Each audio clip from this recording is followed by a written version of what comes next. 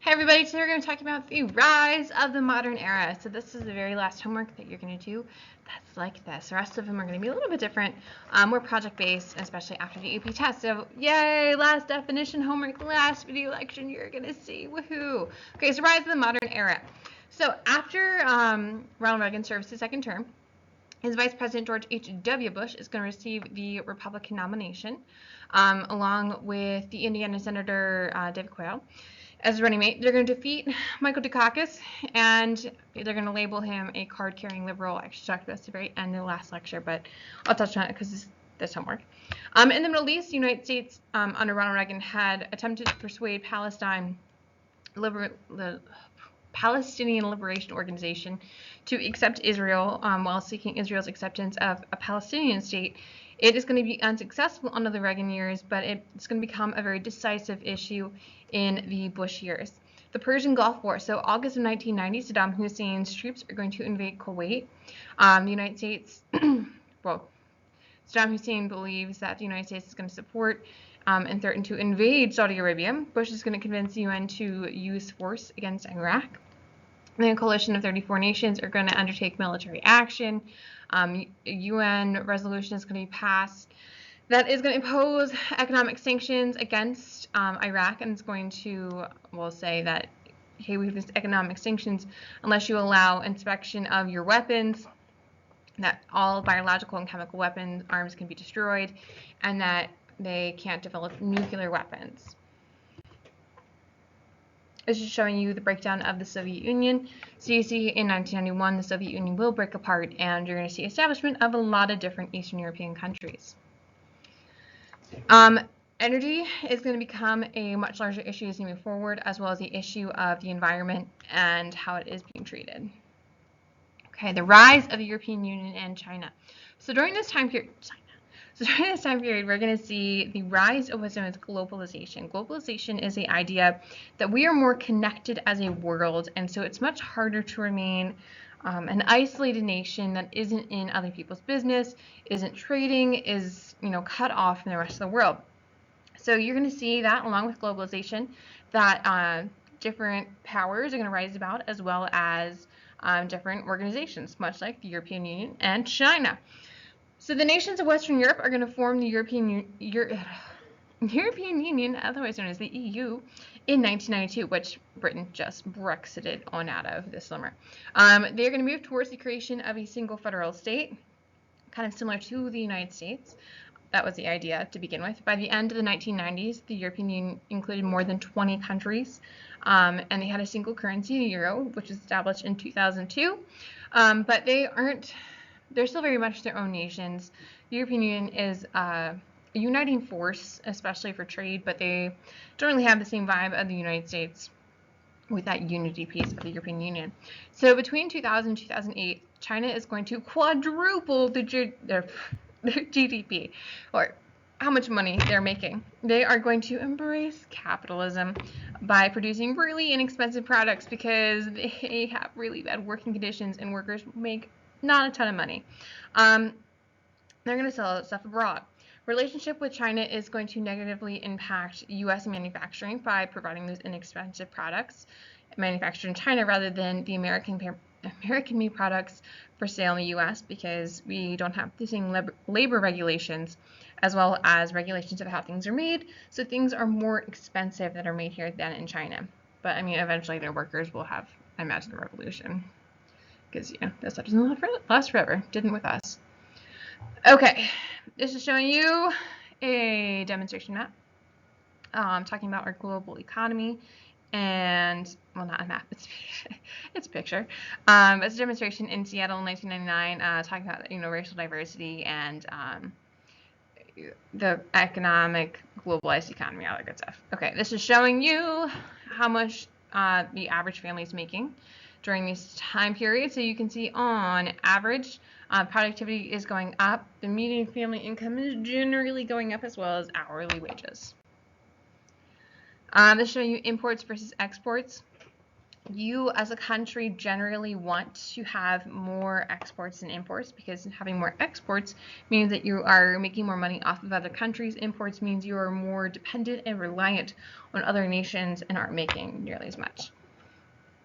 And you can see in 2008, everything is taking a dive because that was an economic crisis. 2008, doing great, and then it took a dive, and by 2010, things were real bad. This is showing you the different countries that are part of the EU. As you already know, United Kingdom is no longer that beautiful shade that they are trying to get out of the EU. They voted this summer to leave. So there's all sorts of, they don't know how it's going to proceed, how long it's going to take, but they're leaving. Okay, so international organizations, a group of 7 are leading capitalist nations during this time period, or industrial capitalist nations, to manage the global economy. This is going to be our group of 8, which will be Great Britain, United States, Germany, France, Italy, Japan, Canada, and Russia. Russia will join in 1997 after they ditched communism and just embraced capitalism. In 1993, the U.S. and Canada and Mexico are going to sign what is known as the North Atlantic Free Trade Agreement, otherwise known as NAFTA. This is going to create a free trade zone covering all of North America that they can freely trade with each other, no tariffs, no barriers, just good to go. Corporations are going to seek cheap labor, also known as outsourcing, in Mexico, as well as into Eastern Europe, and then moving into Asia, China, basically. Financial deregulation. United States and Britain are going to call for deregulation of banks, brokerage houses, investment firms, financial markets. That's going to lead to a much more fragile economy, and we see that tank in 2008. This is a Nike factory in China. As you can see, these are not the best conditions. And you can see it is enormous. That looks like the size of like an airplane hangar. So definitely, like, we used to be the China of the world, producing tons and tons of manufactured goods for everybody. And that will change during this time period. Digitization. Okay, so personal computers, smartphones, cell phones, other digital devices are going to change the world, as you may know. They're going to alter work, leisure, access to knowledge in stunning ways and enhance globalization, right? That instant access you have with the internet, especially on your mobile device, is making life a lot easier for us to connect all across the world and for us to get information all across the world and goods and all that good stuff. The World Wide Web, WWW, otherwise known as the internet. The use of the personal computer is going to increase with the spread of the internet. By the 1980s, email is becoming a much bigger deal with universities. Business and the general public. By 2011, 78% of Americans are going to be using internet by that time period. E-commerce, otherwise as internet shopping, is going to pretty much generate $500 billion in 2010, which is probably only child's play to how much money they're making today, because I know internet shopping is amazing and most people love it. The web is going to provide instant, an instant democratic feed and access to knowledge, but it also provides, some much more interesting things that we see the modern society combating. So this is the old adage of print versus digital media, and print is dead and all that great stuff. New immigrants. So the U.S. population is going to grow from 203 million in 1970 to 280 million in 2000. Immigrants are going to account for 28 million of this increase, with 25 million from Latin America and East Asia. The Immigration and Nationality Act of 1965 is going to create opportunity for immigrants to enter the country more easily, so no longer there's discrimination cases based on race, ethnicity, or religion. 700,000 refugees are going to come from Southeast Asia, like Vietnam, Laos, and Cambodia after the Vietnam War, as well as the genocide issues they're having over there at that time period. Multiculturalism and its critics. So illegal aliens is going to become a topic of debate for conservatives during this time period. They're going to warn Americans of the invasion of illegal aliens from Mexico, and then initiatives are going to be started in large states to make English the official language. because they have large immigrant populations. Debates are going to arise over affirmative action, which is hiring and accepting into universities and schools and colleges and stuff a certain minority rate, and then the emphasis on bilingual education, just showing you new immigrants in America. This showing you the change over time of immigrants, how it's shifting, where the immigrant. Why did I do that? Oh, it's just the job. Got it. But it's showing you the change over time of the immigrant populations, of where they're coming from, how many are coming, all that good stuff. So you see it shifting and changing over time, and you definitely see our decrease during this time period as we are letting less immigrants in. These are different states as well as cities with major Latino populations. These are states that have major Asian populations. This is the emphasis on English. Okay, so also as we rise into modern America, we see more clashes over family values. One of those pieces is going to be abortion. The debate's going to continue even all the way to today. It's an issue that's still unsolved and lots of feelings about it. The debate's going to continue between our pro-life people who are going to claim the rights for the unborn fetus and the pro-choice people that are claiming rights for the pregnant woman. And you're going to see clashing over the issue of when life starts, and is abortion legal? Is it murder? Is it a woman's choice?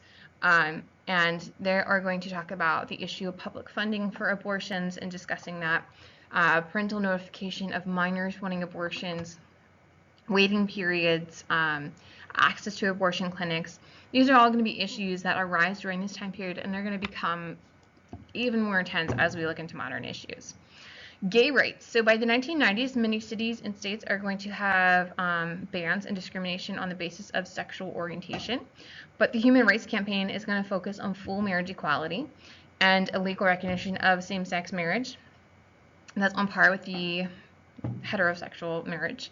In 1998, Congress is going to pass the Defense of Marriage Act, also known as DOMA, which allows states to refuse to recognize gay marriage or civil unions formed in other jurisdictions. So like if you went and got married in Massachusetts, this was a really big thing for a while because they recognized same-sex marriages. But if you went and got married in Massachusetts and then you went back to your home in Maryland, if Maryland didn't recognize that, they didn't have to because it was in another state. Okay, cultural wars and the Supreme Court. So very divisive cases are going to come before the court. Webster versus reproductive health, which is going to allow state governments to limit funding for abortion. Planned Parenthood of Southeastern Pennsylvania University Casey is going to uphold a law requiring a 24-hour waiting period prior to an abortion. So you're going to see all these different issues and ideas that can be brought into the Supreme Court, and how the Supreme Court is even till today, issues, social issues and equality issues and issues of views that are more controversial are going to be brought into the Supreme Court in many ways. So this is where you see the protesters out of the Supreme Court in 2002 about abortion. And that is the end of our slideshow. I hope you enjoyed this beautiful last official lecture from me. It was wonderful. I hope you enjoyed all these video lectures this year. As always, if you have questions, please don't hesitate to come see me or to come to Key Time if you have anything you need to ask, or email me. Hope you enjoyed this beautiful last lecture.